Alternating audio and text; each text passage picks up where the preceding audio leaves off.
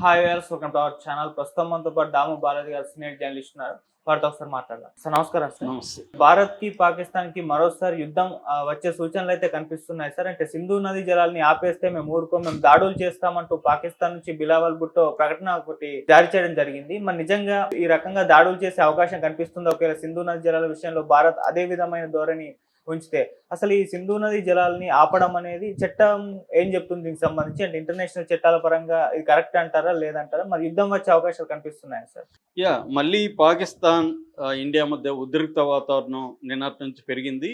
ఒక water war, నీటి యుద్ధం వస్తుంది పాకిస్తాన్కి మనకి అని చెప్తున్నారు. ఎందుకంటే చరిత్రలో అనేక యుద్ధాలు, నీటి కోసం వచ్చిన యుద్ధాలు ఎప్పటి నుంచి అని, బుద్ధుడి కాలం నుంచి కూడా, ఆ కాలంలోనే ఒక స్టోరీ కూడా ఉంది.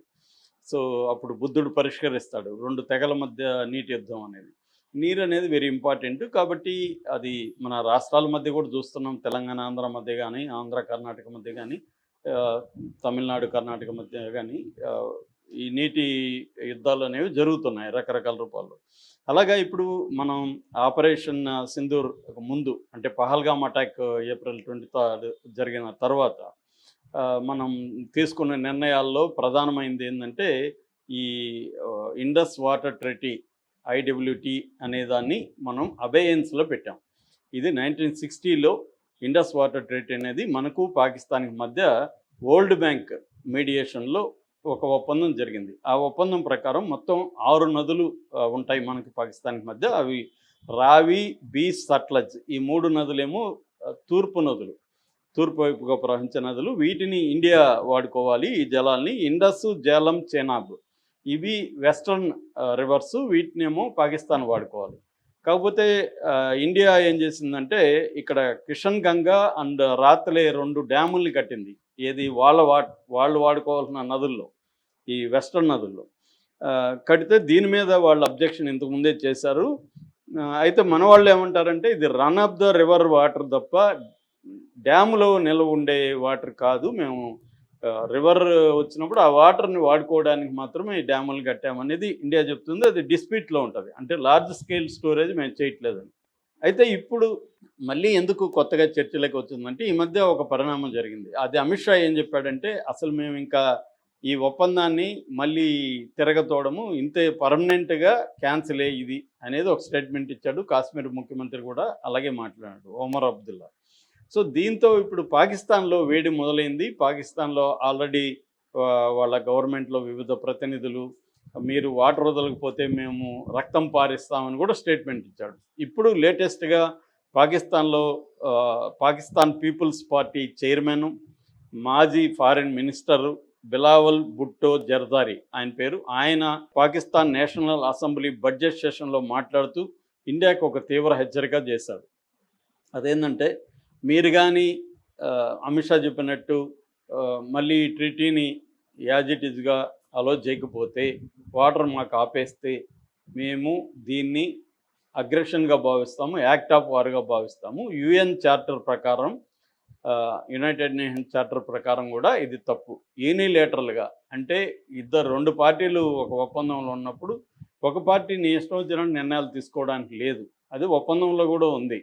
కాబట్టి ఇండియా వచ్చి ఈ రకంగా ఇబ్బంది అయితే ఎదుర్కొంటుంది. ఎందుకంటే ఇంటర్నేషనల్ చట్టాల ప్రకారం బయలేటరల్ అగ్రిమెంట్లో వీళ్ళు రాసుకున్న అగ్రిమెంట్ ప్రకారం పరస్పర చర్చలు లేకుండా ఒక వ్యక్తి, ఒక పార్టీ ఇష్టం వచ్చినట్టుగా బయటకు వచ్చేసి నేను ఆపేస్తానడానికి కుదరదు. కాబట్టి వీళ్ళు రేపు మళ్ళీ వరల్డ్ బ్యాంక్ని అడుగుతారు. ఎందుకంటే వరల్డ్ బ్యాంక్ మీడియేట్ చేసింది కాబట్టి అమెరికా రంగంలో దిగే అవకాశం ఉంది, యుఎన్ వస్తుంది, చైనా ఇంట్రెస్ట్లు పాకిస్తాన్లో ఉన్నాయి. ఎందుకంటే చైనా ఒక 100 బిలియన్లు అక్కడ ఇన్వెస్ట్ చేసింది. కాబట్టి ఈ న్యాయపరంగా మాత్రం ఇది పాకిస్తాన్ వైపు ఉన్నట్టే, మనం ఆపడానికి హక్కు అయితే లేదు. కాకపోతే ఏమంటే ఇవాళ ఎవడు న్యాయం పాటిస్తున్నాడో ఇంటర్నేషనల్గా ఎవడు పాటించట్లే, ట్రంపే పాటించట్లే ఫస్ట్ ఆఫ్ ఆల్, అమెరికానే. కాబట్టి ఇక్కడ న్యాయం అన్యాయం లేదు. ఇండియా ఏం చెప్తుందంటే మీరు మా దేశంలో టెర్రరిజం ఆపే వరకు మేము దీన్ని ఇలాగే ఉంచుతామని చెప్తుంది. అంటే టెర్రరిస్టులు మీ దేశంలో దాక్కున్నారు, వాళ్ళని మాకు అప్పగించాలి, మేము ఆల్రెడీ డాసియర్స్ చాలామంది మీద ఇచ్చాము, వాళ్ళంతా అప్పగించాలి.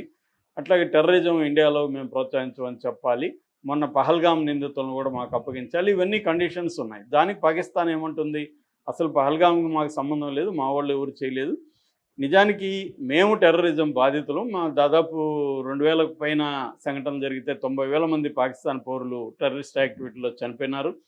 మాకు ఇక్కడ ఇప్పటికి కూడా టెర్రరిజం యాక్టివిటీలు జరుగుతున్నాయి. దాన్ని మీరే ప్రోత్సహిస్తున్నారని కూడా మా దగ్గర ఆధారాలు ఉన్నాయి. అయినా మేమేమన్నా అంటున్నామా? మీరు మాత్రం టెర్రరిజాన్ని ప్రపంచవ్యాప్తంగా మేము టెర్రరిస్ట్ దేశం అని ప్రచారం చేస్తున్నారు. ఇవన్నీ కూడా వాళ్ళు చెప్పారు. ఇది ఏంటంటే ప్రాబ్లం, మన యాంగిల్ కరెక్టే మన వైపు నుంచి చూసినప్పుడు. ఎందుకంటే ఎంతకాలం భరించాలి వాళ్ళ టెర్రరిజాన్ని? సో టెర్రరిజం ఆపండి, లేకపోతే మేము చర్యలు తీసుకుంటాం అనేది ఖచ్చితంగా మనం బెదిరించాల్సిన అవసరం ఉంది.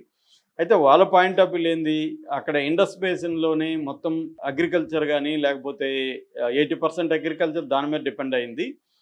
రెండవది ఈ మధ్య కాలంలో ఏమైందంటే 113 కిలోమీటర్లు మనం ఒక కాలువ తవ్వాం.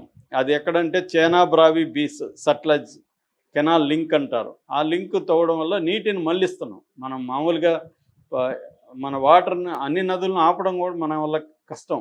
ఆ వాటర్ని మనం ఏం చేస్తాం, మనం ఆపితే బలవంతంగా మనకు వరదలు వస్తాయి అనేది దానికి అనుకూలంగా వీళ్ళు ఏం చేస్తున్నారంటే కాలువలు తవ్వి వాటర్ని డైవర్ట్ చేయడం, లేకపోతే ప్రాజెక్టులలో బలంగా నింపి దాన్ని వదిలేయడం, ఇవన్నీ చేస్తున్నారు.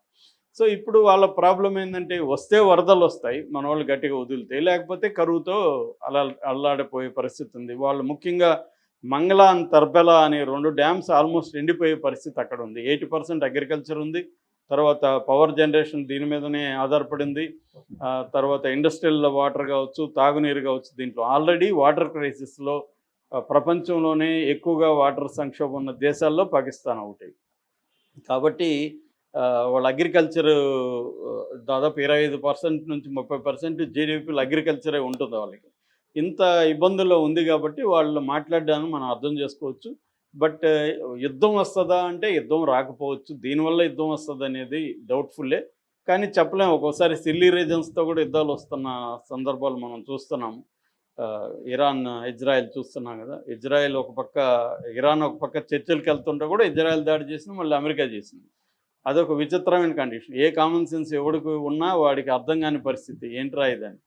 సో అలాంటప్పుడు రేపు పాకిస్తాన్ మాకు వాటర్ వదలలేదని వాళ్ళ కోపంతో ఏం చేయొచ్చు అంటే, ఒకటి సైబర్ అటాక్స్ చేస్తారు ఫస్ట్. అంటే ఈ మన డ్యాములకు సంబంధించిన ఈ మెకానిజం అంత ఉంటుంది కదా, ఎలక్ట్రానిక్ ఇవన్నీ, దాన్ని వాళ్ళు జామ్ చేసి దాన్ని పనిచేయకుండా చేసే వ్యవహారాలు ఉన్నాయి. రెండోది డ్యామ్స్ మీద, మనం కట్టిన కాలువలు డ్యామ్స్ ఉన్నాయి కదా, దీని మీద కిషన్ గంగా కావచ్చు, లేకపోతే రాత్రిలే కావచ్చు, ఇలాంటి వాటి మీద బాంబులు వేసి వాటిని పేల్చేసే అవకాశాలు ఉన్నాయి. డ్యాముల్ని సబటేజింగ్ డ్యామ్స్ అంటారు. మూడోది కోవర్ట్ ఆపరేషన్స్, మళ్ళీ టెర్రరిజాన్ని స్లీపర్ సెల్స్ని యాక్టివేట్ చేసి వివిధ సిటీల్లో బాంబులు పెట్టడం, ఇవన్నీ కూడా చేసే అవకాశాలు ఉన్నాయి. అంతేగాని ఆల్ అవుట్ వార్ వస్తుందంటే చెప్పలేము. ఎందుకంటే అవన్నీ వాళ్ళు చేసినప్పుడు ఇండియా గమ్మున ఉండదు కదా. కాబట్టి మళ్ళీ యుద్ధం అయితే వచ్చే అవకాశం అయితే లేదని కంప్లీట్గా చెప్పలేం. కాకపోతే పాకిస్తాన్ ఇమీడియట్గా అయితే చర్యకు పూనుకోకపోవచ్చు. అది ఇంటర్నేషనల్ కమ్యూనిటీని, యుఎస్ని, యుఎన్ని, వరల్డ్ బ్యాంక్ని, వీళ్ళందరినీ రంగంలో దించవచ్చు. చైనా వాళ్ళ ఫ్రెండే కాబట్టి చైనాని రంగంలో దించి ఇండియా మీద ప్రెజర్ అయితే క్రియేట్ చేసే అవకాశం ఉంది. ఈ ప్రెజర్కి ఇండియా తలగ్గుతుందా లేదా అనేది మనం చూడాల్సిన అవసరం అయితే ఉంది. Okay, thank you so much.